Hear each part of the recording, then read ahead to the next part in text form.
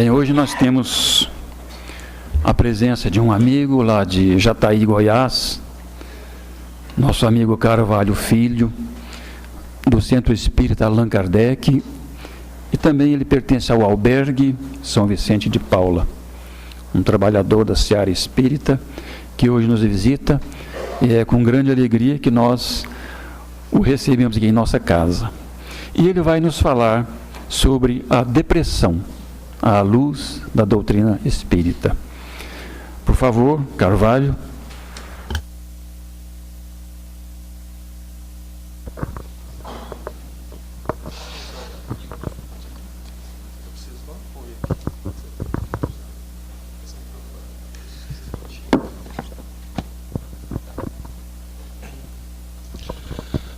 Boa noite a todos.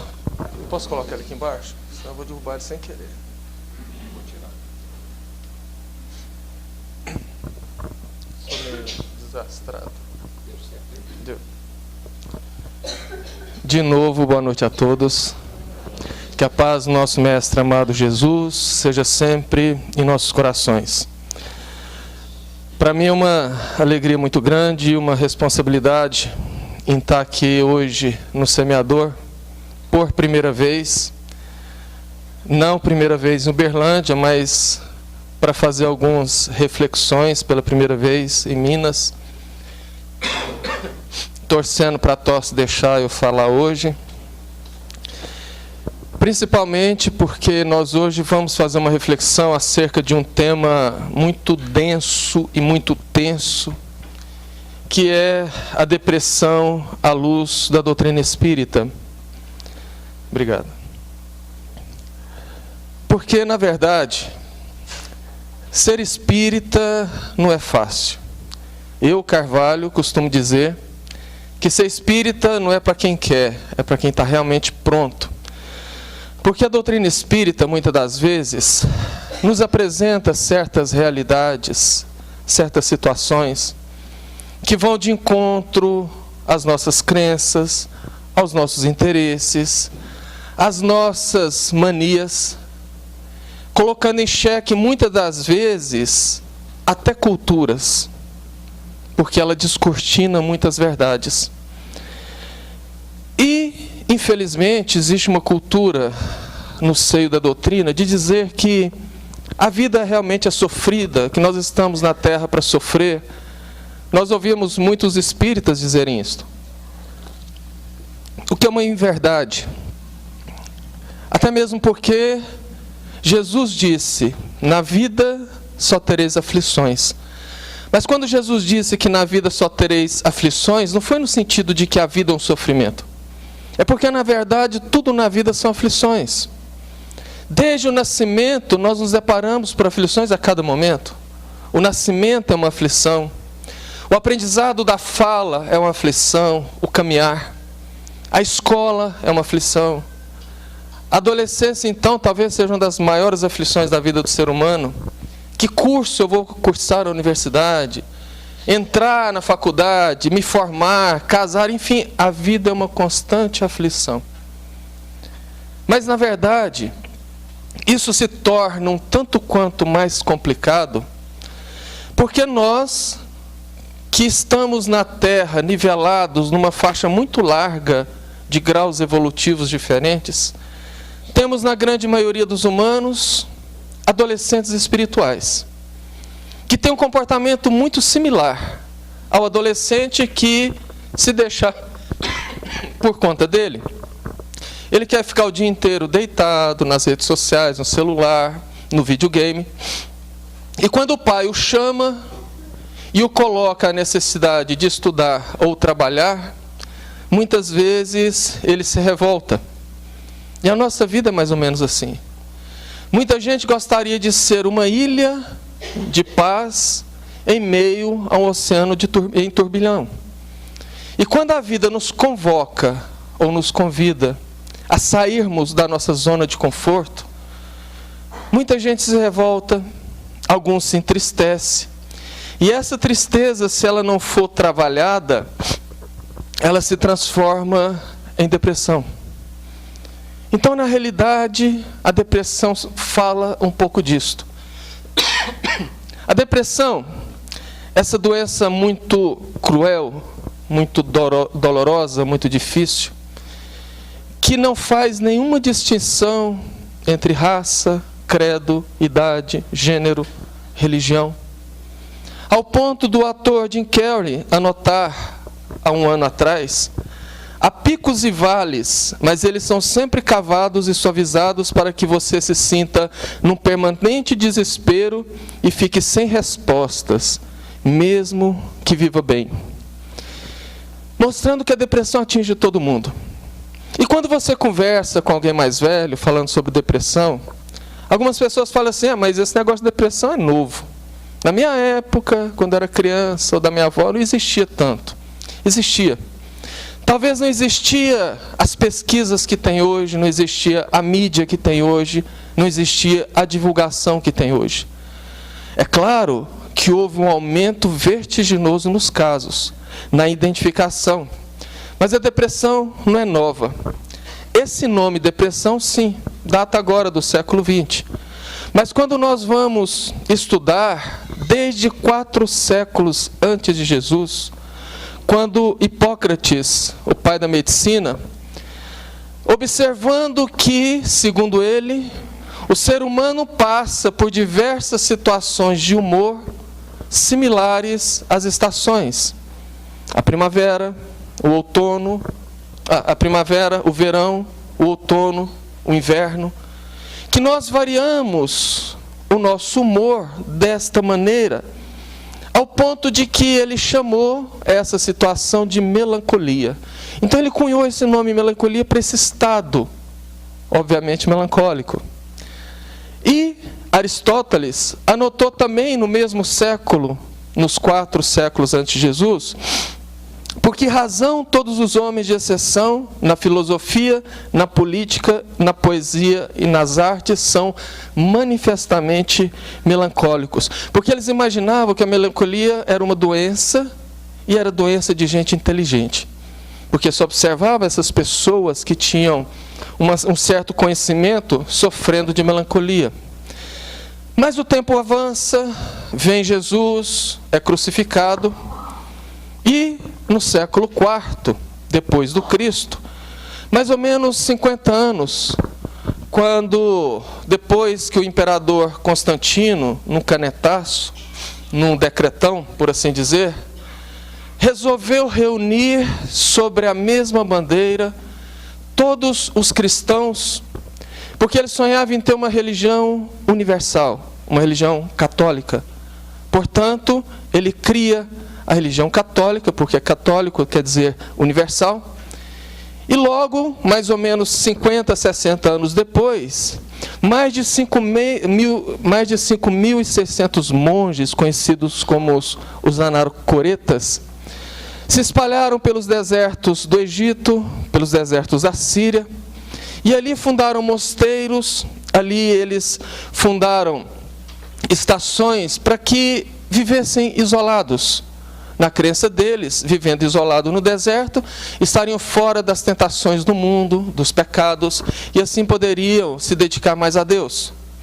Mas aqueles 5.600 anacoretas, isolados nesses recintos, começaram a criar uma série de angústias, de melancolia, que fazia com que eles, muitas vezes, observando pelas janelas aquele deserto, aquela areia, aquele calor, desejavam sair, voltar para casa.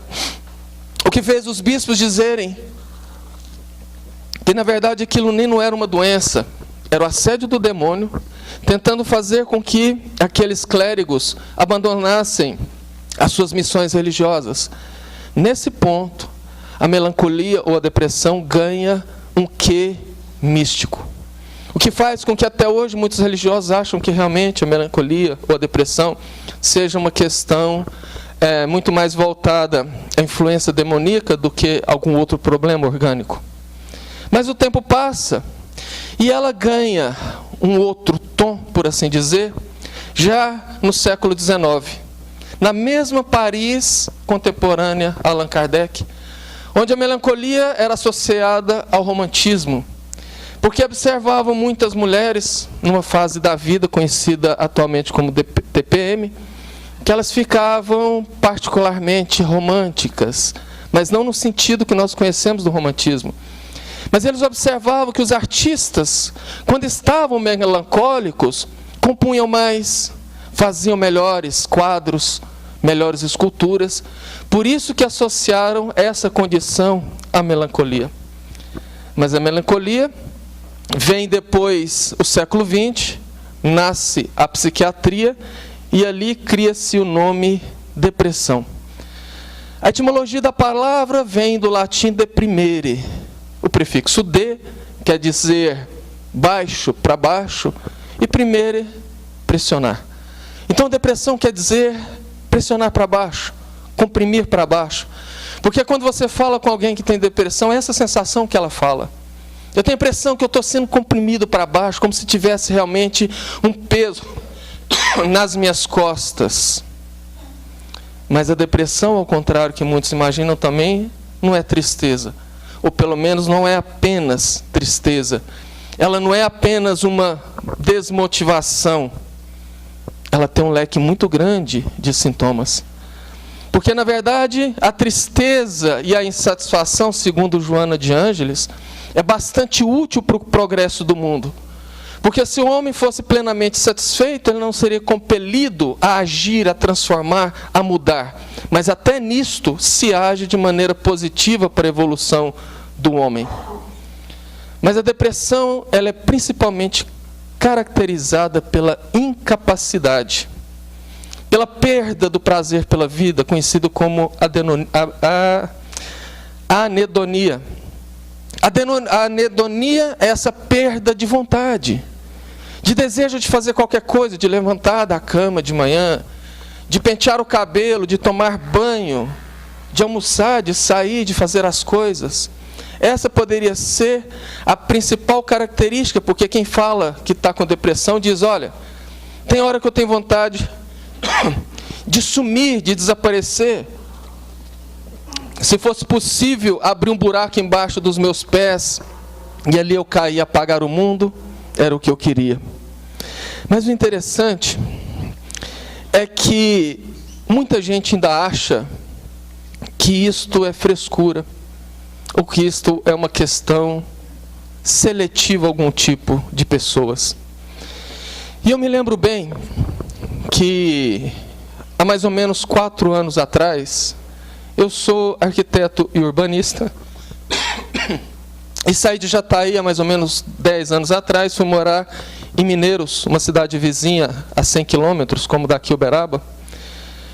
E lá eu fui contratado por um grupo italiano de investidores, que é um grupo que tem uma quantidade muito grande de investidores na Europa, que prospectam negócios fora. E como em Mineiros tinha lá uma pessoa que havia trabalhado com eles na Itália há muito tempo, conseguiram trazer para Mineiros o que foi chamado de a Casa da Criança, que é uma creche que inclusive eu doei o projeto para atendimento de crianças carentes para mais ou menos 400 crianças. E ali foram nascendo outros negócios, e eu fui fazendo negócios com esse grupo. E várias vezes que eles vinham ao Brasil, sempre tem 2 deles que sempre viam.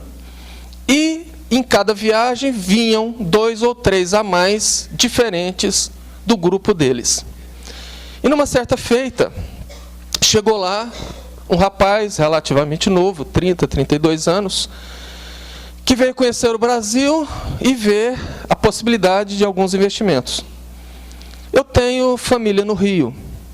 E não raras vezes eu vou até o Rio visitá-los. E naquela época eu já estava com viagem marcada ao Rio. Quando conversando com ele, ele disse, olha, depois de amanhã eu estou indo para o Rio, conhecer o Rio de Janeiro, e depois eu volto para a Itália. Eu falei, é mesmo, ó, eu estou indo para lá também, numa dessas coincidências da vida. Que bom. Então nós nos encontramos lá e você aproveite e mostre a cidade para nós. Eu conheço o Rio relativamente bem. Combinamos, nos encontramos. E ele com a namorada queriam conhecer a noite tipicamente carioca. Eu levei eles ali para Laranjeiras, próximo aos Arcos da Lapa, onde geralmente nesse horário, 8, 8h30, algumas ruas já estão tomadas com mesas, porque existem vários bares, restaurantes, com todo tipo de apresentação. E nós então paramos num lugar lá e estávamos jantando quando, numa certa altura, a namorada dele disse que vai ao banheiro. E naquele momento, ele vira para mim e diz: Carvalho, eu não sei porquê, mas me deu uma vontade muito grande de te contar o quanto eu estou mal. Eu não tenho prazer na vida. Veja bem, eu pago as minhas contas com cartão de crédito do meu banco. Ele é dono de um banco em San Marino, que é uma república dentro da Itália, assim como o Vaticano. Eu pago as minhas contas com cartão de crédito do meu banco. Meu pai me coloca para viajar o mundo inteiro, para fazer prospecção de negócios. Olha aqui meu celular.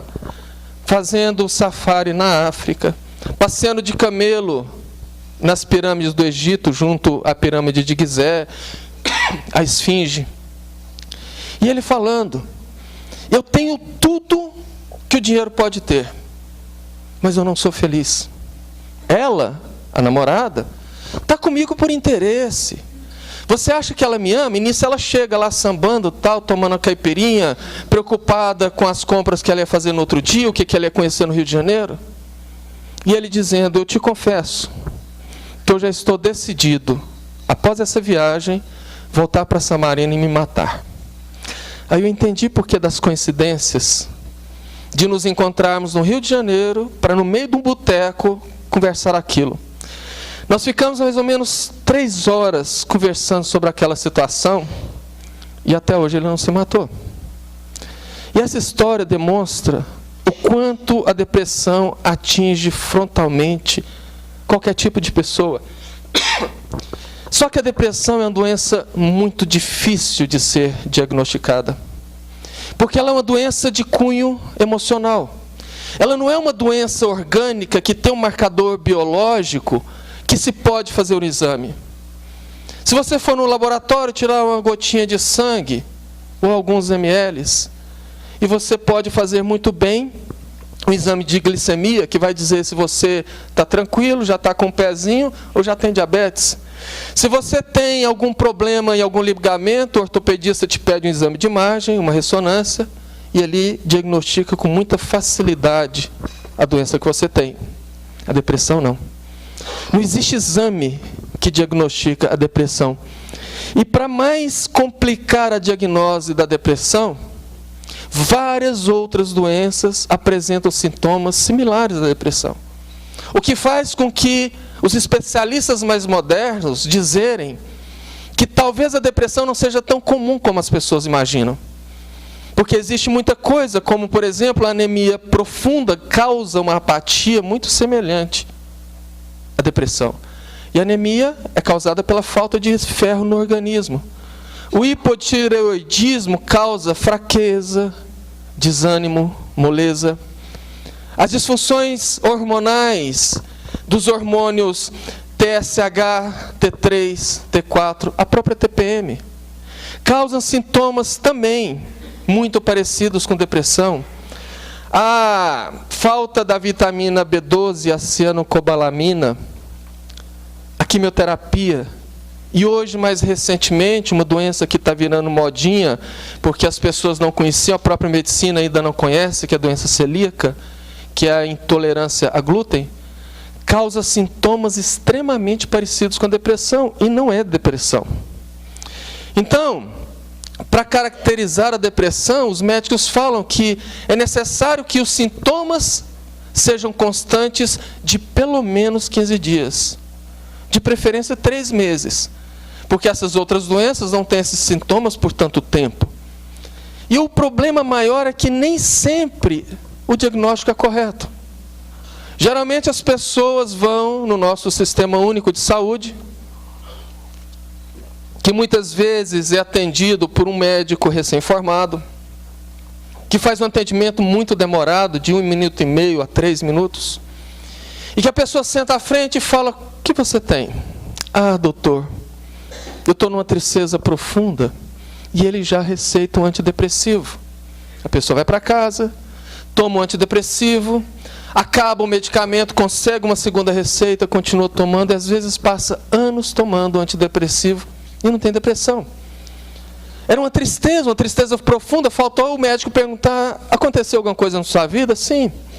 Há 3 meses atrás o meu marido desencarnou, minha esposa desencarnou. Então aquela pessoa não tinha depressão, ela tinha tristeza. E tristeza não quer dizer que é depressão. Percebe a dificuldade? Sem falar também que os sintomas de depressão são muito antagônicos. Insônia é sintoma de depressão. Excesso de sono também. A vontade de comer muito é sintoma de depressão. A falta de apetite também. A tristeza em excesso é sintoma de depressão. A euforia, o excesso de alegria, também. Mas o principal, ou melhor, os principais sintomas que a depressão apresenta é justamente a anedonia e a perda da libido. Sintomas que aparecem e que a pessoa às vezes não percebe, porque ela também confunde isso com qualquer outras coisas.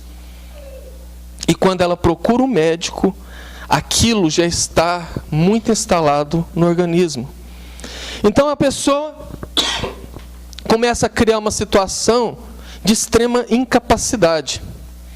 O que faz com que muita gente desinformada, principalmente parentes, amigos, comece a recriminar o depressivo. Fulano, levanta dessa cama. Você tem tudo na vida, você é uma pessoa jovem, você tem trabalho, sua família te apoia. Para com isto. Reage.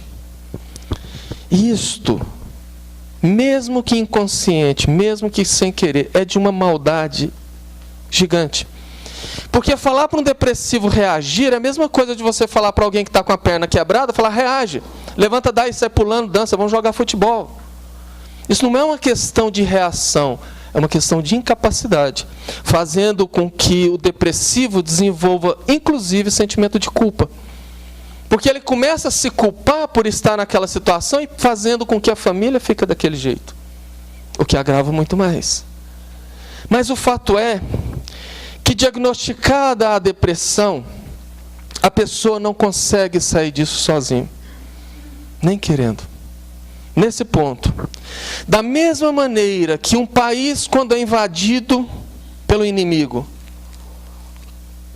ele se defende com as 3 forças, com as 3 armas: o exército, a marinha e a aeronáutica.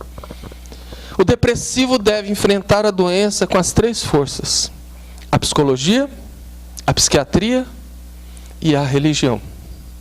Até mesmo porque cada uma dessas 3 forças guarda uma maneira diferente de diagnose e de tratamento da doença. Vejamos, para que a gente possa entender. Para a psicologia, a depressão tem basicamente 2 causas.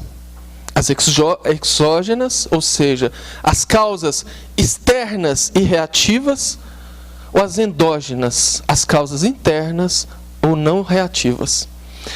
As exógenas são situações causadas pela vida que interferem na situação vivencial da pessoa.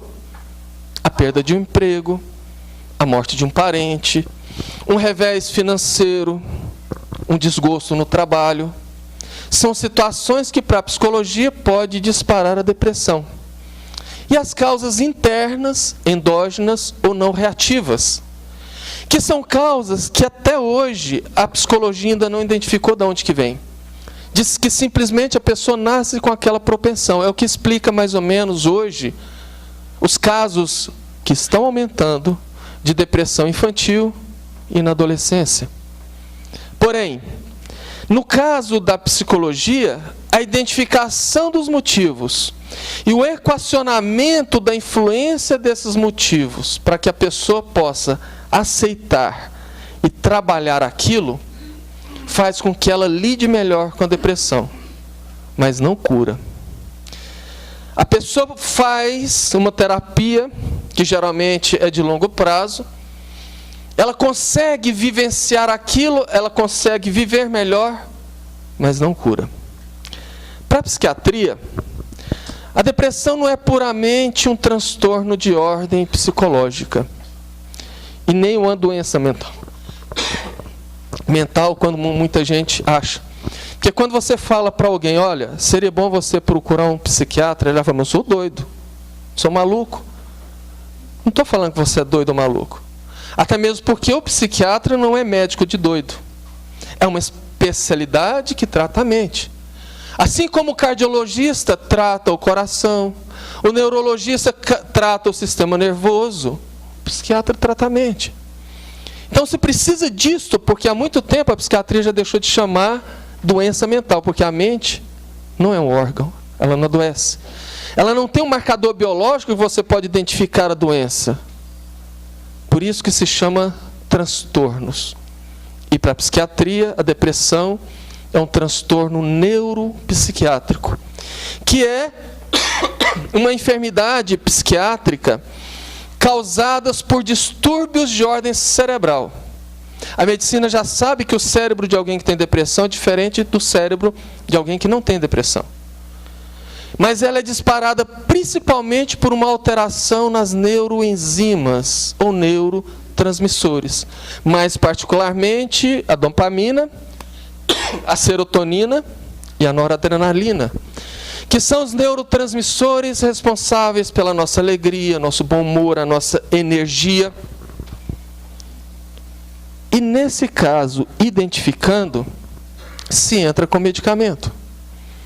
Porque com medicamento, quando ele é colocado da maneira correta, na dosagem correta e pelo prazo correto, promove o reequilíbrio da produção dos neurotransmissores e a pessoa volta a ter uma qualidade de vida melhor. Em alguns casos, consegue sair da depressão. A CID-11, que é a Classificação Internacional de Doença, a última CID, diz que a depressão pode ser episódica, quando ela acontece uma ou no máximo 2 vezes, recorrente quando ela começa a acontecer mais de 3 vezes, e crônica. Porém, assim como na CID-10, a CID-11 diz que existe a depressão crônica. Se existe a depressão crônica, quer dizer que a psiquiatria tem sim condições de identificar e de tratar a depressão com medicamentos extremamente modernos e eficientes, mas não cura a depressão. Para a religião, para que a gente não se atenha, não vamos muito longe, vamos nos ater apenas às 3 principais cristãs. Para o catolicismo, a depressão é o distanciamento de Deus. Para o evangelismo, a influência do demônio, ou do Satanás. Para a doutrina espírita, a depressão fala de fatores referentes a todos esses. Fala que como a psicologia ela pode ter sim o gatilho de fatores externos ou internos, assim como a psiquiatria fala sim que nós como seres encarnados em um corpo físico, portanto, tendo como uma mão de via dupla a interferência alma, perispírito, corpo físico e o contrário, nós temos sim a influência física na condição do espírito. E como a Igreja Católica, a depressão sim, também pode ser de certa forma causada pelo afastamento de Deus. E assim como os evangélicos dizem, o Espiritismo também sim, diz que a depressão pode ser causada pelo demônio. Mas não esse demônio criado pelos evangélicos. Um demônio interno, que muitos de nós carrega, que se chama egoísmo e orgulho. Para que a gente possa mergulhar melhor e entender o porquê disso, vamos fazer um ultra mega resumo da síntese da base doutrinária da doutrina espírita. Kardec diz que Deus nos fez simples e ignorantes. Simples sem complexidades, ignorantes sem conhecimentos. E a partir dali nós vamos individualmente galgando todos os reinos da evolução, desde o mineral, o vegetal, o animal, o hominal, onde estamos, em direção à angelitude. Só que quando nós estamos dotados da razão, da capacidade de raciocínio e, portanto, do nosso livre-arbítrio, e entendendo que estando num planeta de provas e expiações, ou seja, na escala espiritual nós estamos no segundo degrau, à frente apenas dos planetas primitivos. Portanto, nós estamos hoje muito mais próximos da animalidade do que da angelitude. Ou seja, muito mais próximos das sensações do que das emoções. Muito mais próximos da materialidade do que da espiritualidade. Isso faz com que nós sejamos mais instintivos, mais egoístas, mais individualistas. Que nós trabalhemos mais para conseguir as coisas para nós. Primeiro eu, segundo os meus, terceiro, se sobrar, quem sabe, vou pensar alguma coisa para o próximo. Nisto, nós somos capazes de fazer diversas coisas para defender os nossos interesses. Muitas vezes na vida, o nosso coração diz, vai para cá, os nossos interesses vai para cá, e a gente vai para cá. Ferimos, agredimos, enganamos, traímos, puxamos o tapete para ocupar o lugar. E não é difícil entendermos. Se nós fizermos uma análise muito fria e individual nossa, hoje, de como nós somos hoje em pleno século XXI, nós descobrimos que muitas pessoas não estão evoluídas, estão contidas. Muita gente fala, se eu não ficasse preso, eu ia lá e arrebentava com ele, eu matava. Se não fosse isso, eu fazia aquilo, mostrando o quê? Você está contido pelas normas, pelas leis, pelas regras sociais. Você ainda não superou alguns instintos. E se nós somos assim hoje, em pleno século XXI, imaginemos 500 anos atrás, 1000 anos atrás. Não é difícil entender que muitos de nós aqui participamos de guerras, de batalhas, matamos, ferimos, e isso vem para a nossa conta de débitos na evolução. O problema é que nem sempre o caso está no que nós fazemos com o outro. O problema, às vezes, reside no que nós fazemos conosco mesmos. O nosso corpo físico, que é uma máquina maravilhosa e perfeita, que Deus nos entrega para que nós possamos singrar a viagem da reencarnação. E como que nós tratamos o nosso corpo? Da pior maneira possível. Eu não vou pedir para levantar a mão não, mas eu não duvido que aqui muita gente não goste daquela picanhazinha berrando, com a capa de gordura, com sal grosso. De preferência com a cervejinha estalando de gelada. Ou algo que eu não gosto, e eu não sei porque eu salivei, porque eu lembrei de um pudim de leite condensado, com muita calda. E de preferência, assistindo a Netflix, com uma pizza de borda recheada com cheddar. Porque nesse friozinho é muito mais gostoso, né? Levantar cedo para ir na academia, correr no parque, nada. Esse negócio de exercício faz a gente ficar suado, cansa. Então, para que exercitar?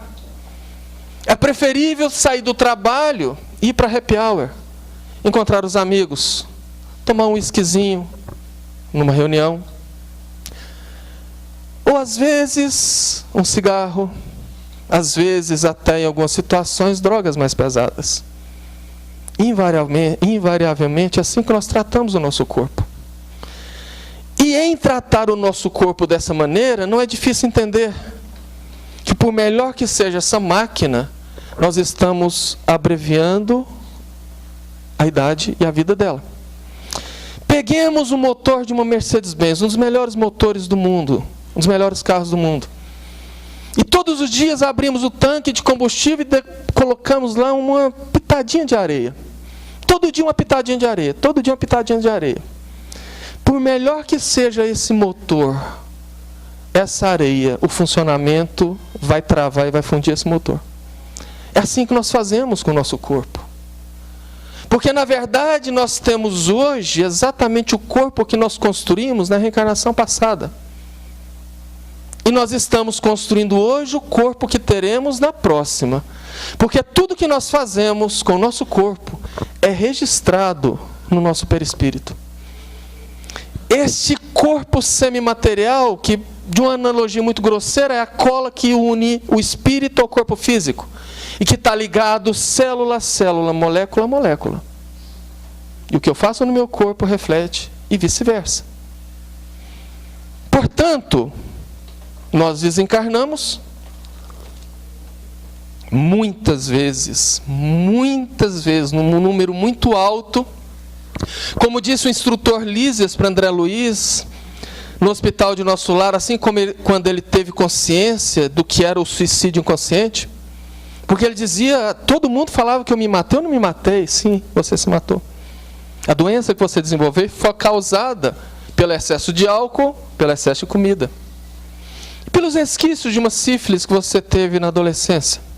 Portanto, você entrou no plano espiritual como suicida inconsciente. O pior, André, é que a grande maioria dos que chegam aqui, chegam nessa condição.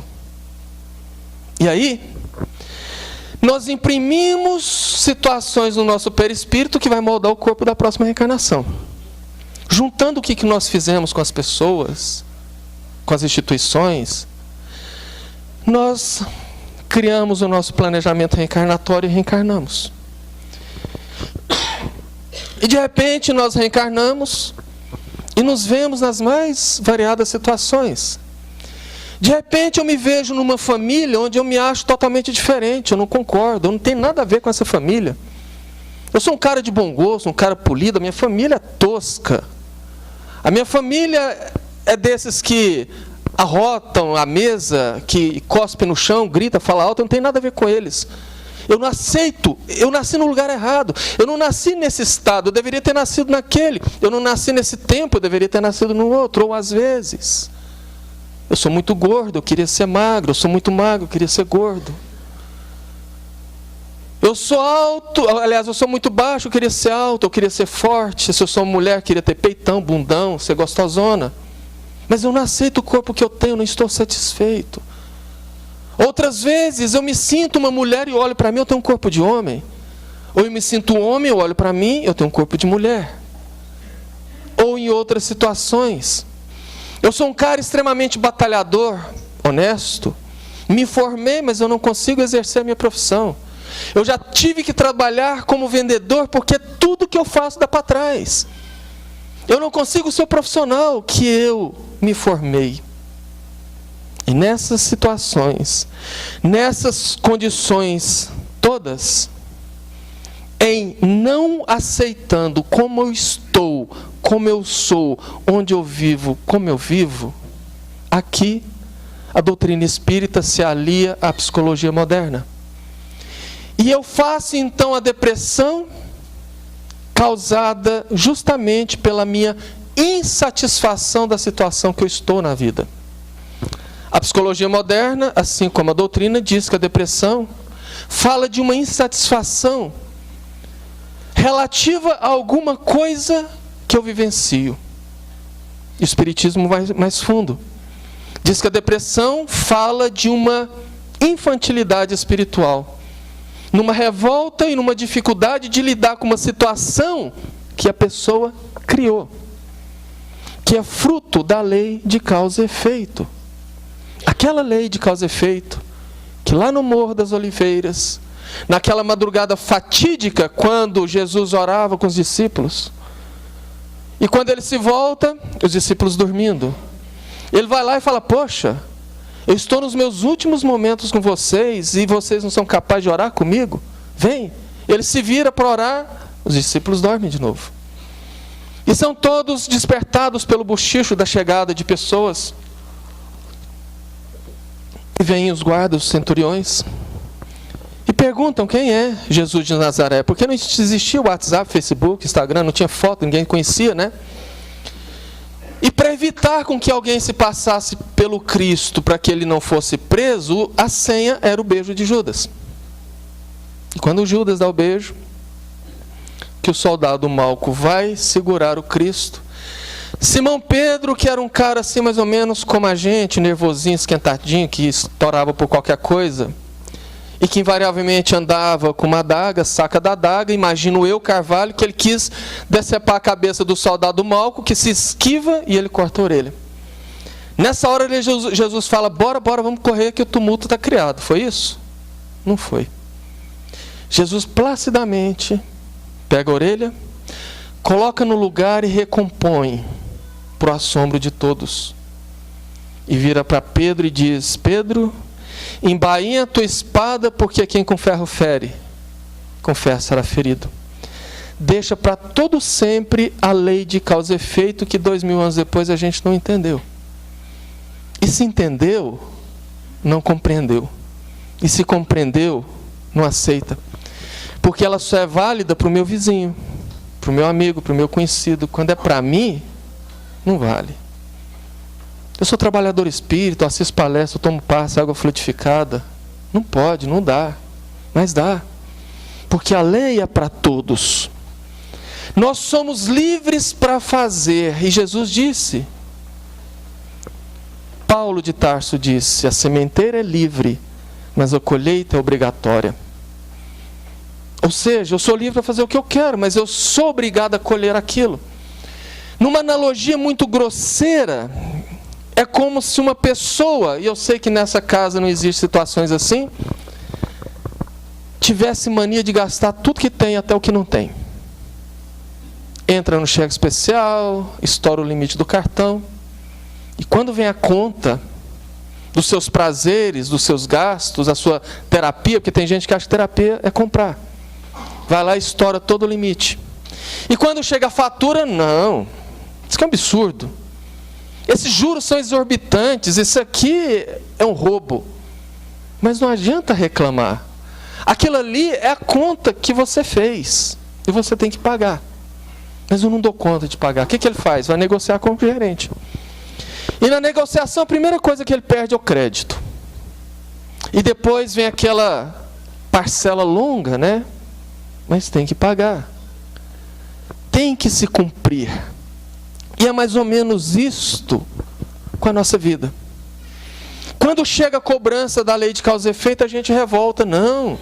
Poxa Deus, como que você faz isso comigo? Eu faço tão bem, eu sou um cara tão bom. E não aceito. Mas Deus é misericordioso. Deus, Ele não faz com que nós enfrentemos situações que nós não consigamos enfrentar.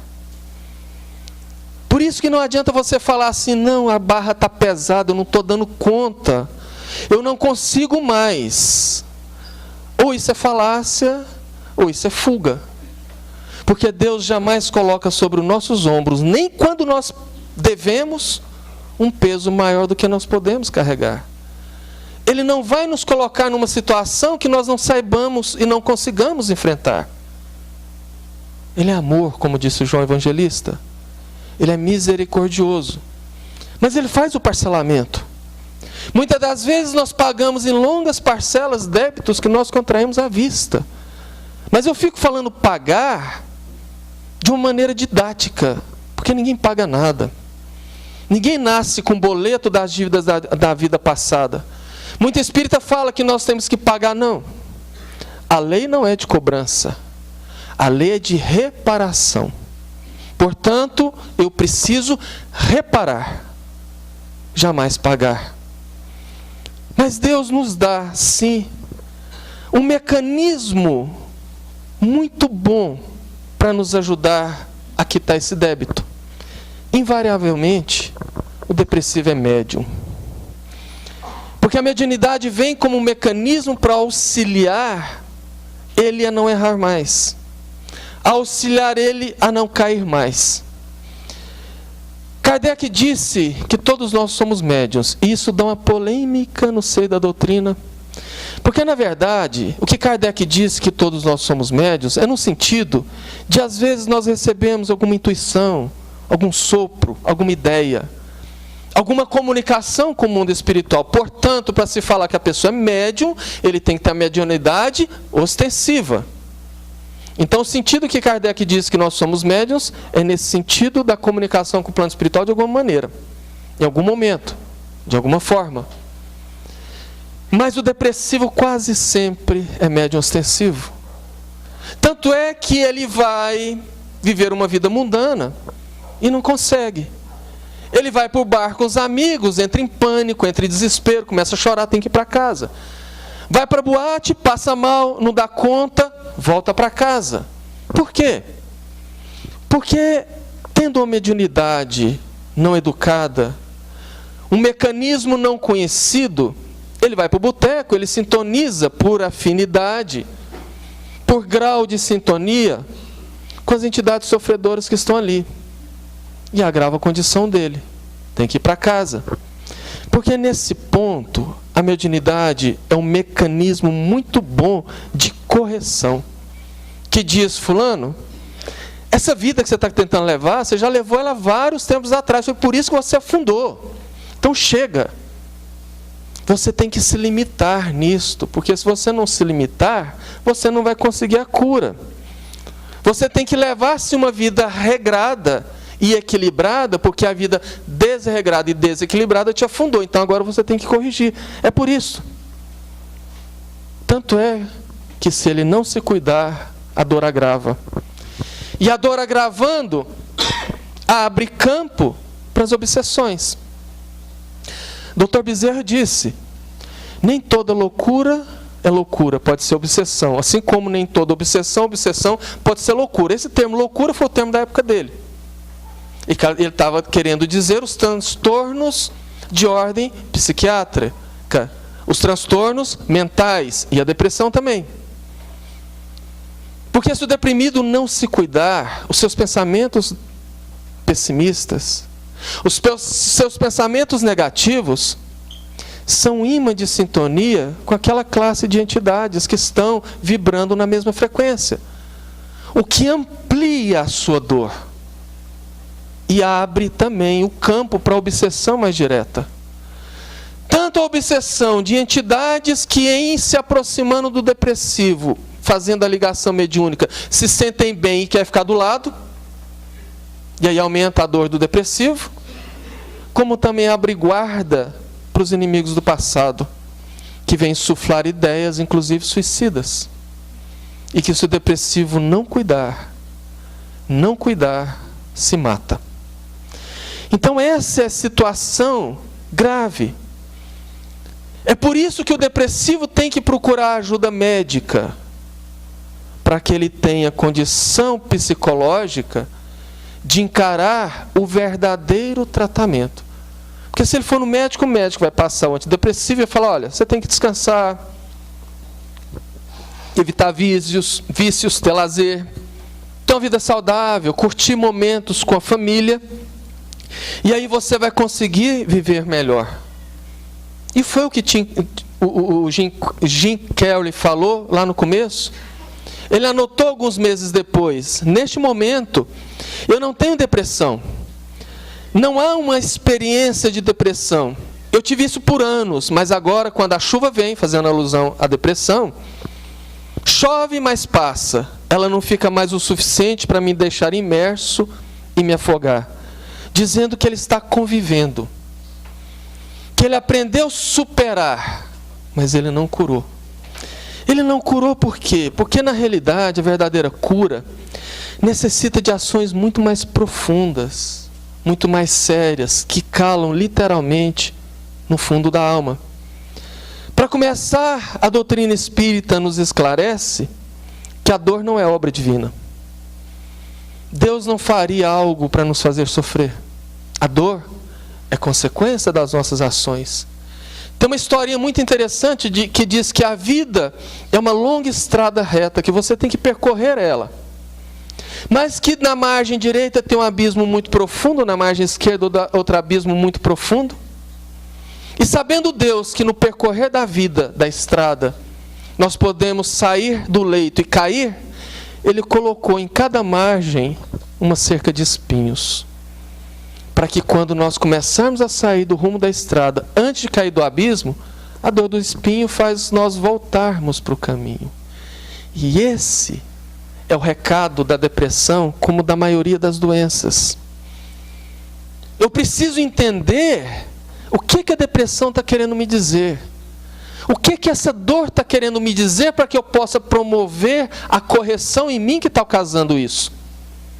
Eu tendo assistência médica, eu vou ter condição de chegar nesse ponto. Joana de Ângeles, que foi Clara de Assis, a Santa Clara da Igreja Católica, e, portanto, conviveu com Francisco de Assis, esclarece uma parte da história que os biógrafos dele não sabem. Francisco foi para uma guerra, ficou alguns tempos, foi preso, a família dele teve que pagar um resgate, e quando ele retornou para casa, ele teve uma doença que o enfurnou no quarto por 1 ano e meio. Os biógrafos só contam até aí. Joana diz que, na verdade... Só mais 4, tá? Joana disse que, na verdade, Francisco teve depressão. Que ele ficou fechado lá naquele quarto, mas que ele aproveitou a noite escura que a depressão proporcionou. Obrigado. Obviamente de uma maneira figurada, para que ele pudesse ver as estrelas e ouvir o recado do Cristo, que o conclamava a levantar dali e reconstruir a igreja. E graças a essa dor, ele fez a grande transformação que muitos hoje conhecem. E esse é o ponto. Porque quando nós lembramos de Paulo, que disse: levanta, ó tu que dormes. Eu me lembro que a própria Joana diz que a humanidade vive uma consciência, que a grande maioria da humanidade vive hoje uma consciência de sono. Que vive apenas para comer, dormir e fazer sexo. Ou seja, vive para satisfazer as sensações e não olha o lado espiritual. É por isso que a depressão está aumentando. Porque as pessoas estão focadas apenas para curtir a vida, para curtir tudo que a materialidade proporciona, tudo que o corpo proporciona. Isso é errado? Não é. Nada que existe no mundo é errado ou pecado. Porque se assim fosse, Deus não havia proporcionado. O problema é o uso que nós damos para a coisa, é a forma que nós tratamos a coisa. Esse que é o ponto. As pessoas estão cada vez mais vazias, cada vez mais viciadas e viciosas. Eu tenho 51 anos, eu nunca vi uma juventude bebendo tanto quanto hoje, principalmente as meninas. Há 30 anos atrás, era feio, socialmente falando, uma mulher beber. Hoje eu vejo adolescentes andando, carregando garrafa de vodka vazia na rua. Isso gera o famoso vazio existencial, porque chega um ponto na vida que essas coisas não satisfazem mais a matéria. E vem um grande vazio, vem a grande dor. E parte das depressões é a dor nos conclamando a cuidar do nosso lado espiritual. Universidade de Colômbia, 1 ano e meio atrás, soltou um estudo dizendo que em 2025, logo ali, serão no mundo, pasmem, 1 a cada 2 com algum tipo de transtorno de ordem psiquiátrica. Você sabe o que isso significa? Olha para a pessoa do seu lado. Se não for ela, vai ser você. E isso é particularmente sério, porque isso traduz que o número de suicídio vai, como está aumentando vertiginosamente. O suicídio de crianças aumentou 20% no Brasil nos últimos 5 anos. E eu sei disso porque eu faço palestras sobre suicídio e eu estudo muito esse tema. E está crescendo muito o suicídio de idosos. Todos cresceram, mas esses dois, principalmente. Mostrando que ou nós reagimos, ou vamos sofrer muito. Porque Joana diz: o sofrimento acontece quando o homem sai das diretrizes da lei divina. Lembra da estrada, quando você sai um pouquinho e dói? Por isto, que quando Saulo caminhava para Damasco, para assassinar o velho Ananias, Mais 5 minutos? Ou 6? Só para encerrar. E viu aquela luz forte que empinou o cavalo, ele caiu, e ele ouviu: Saulo, Saulo, por que me persegues? E ele pergunta: quem és tu, Senhor? Sou Jesus, aquele que tu persegues. Ali já nasceu Paulo. Quando ele diz: o que queres que eu faça? Entra na cidade, e lá te será dito. Joana fala que esse entra na cidade pode ter uma leitura diferente, que é o entra na cidade interior. Faça uma viagem no seu interior, que lá te será dito o que tem que fazeres. Observa o que a dor vai te fazer, mas a doutrina espírita fala: não fica só te analisando. Saia do seu quadradinho, da sua zona de conforto, e vai fazer o que a doutrina chama de trabalho. O trabalho nos fortifica, porque quando nós saímos para trabalhar em prol do próximo, nós espelhamos no próximo o nosso problema e começamos a ver que o nosso problema não é tão grande como a gente imagina. A Prefeitura de São Paulo pega no Hospital das Clínicas doentes que já não respondem mais à medicação. Levam de madrugada para o sopão de São Paulo, que a Prefeitura serve sopa para moradores de rua, e coloca esses pacientes para servir sopa, para conversar com os moradores, para ajudar. E o resultado é que 80% deles melhora a médio prazo, mostrando que o trabalho realmente não só satisfaz a alma, nos fortifica, como nos ajuda a perceber que a nossa vida às vezes é muito melhor do que a gente imagina. Aos sábados lá em Jataí eu ajudo no Centro Espírita Maria de Nazaré, onde a gente faz um trabalho de assistência à periferia, assim como vocês fazem também. Damos alimentação, evangelização infantil, evangelização para adultos, que é sobre minha responsabilidade. E há pouco tempo atrás, uma criança, porque ao final o pessoal almoça, leva comida para casa e leva lá um pão e um leite que a gente consegue às vezes comprar ou receber de doação. E eu vi uma criancinha de 4, 5 anos, vim correndo abraçando um saquinho de leite pasteurizado, aquele que é mais água do que leite. Fala assim: oba, hoje eu vou beber leite e meu gatinho também, porque eu só tomo leite quando eu ganho aqui. Porque ontem a mamãe teve que ferver papelão com água para a gente comer, porque não tinha comida em casa. E muita gente reclama do que tem em casa. Nunca me esqueço, certa feita, eu era adolescente, eu tive um pai que nos criou com exemplo. Ele sempre nos levava junto. E dando aula, uma vez uma aluna dele esteve em casa, chorando. Uma adolescente de 17, 18 anos, linda menina, chorando e reclamando da vida, porque sempre alguns alunos o procuravam para desabafar. Ele foi um espírita muito atuante. E essa menina então dizendo que estava muito triste, muito deprimida e pensando em se matar. Porque, entre outras coisas, ela não conseguia comprar as roupas de marca que as amigas conseguiam. Ela não conseguia ter o padrão de vida que as amigas conseguiam. Ela estava deprimida e querendo se matar. Meu pai então falou: antes de conversar, vamos ali que eu tenho que levar uma coisa ali para um amigo meu. E me chamou. Porque sempre que ele saía com algum aluno, ele sempre nos chamava, pelos motivos óbvios que a gente não precisa nem entrar nesse assunto. E nós fomos numa região lá em Jataí que se chamava Região dos Leprosos. Era uma rua que tinha lá algumas 15 ou 20 casas, onde moravam alguns leprosos que a comunidade ajudava, e meu pai também. E nós fomos na casa do Hélio.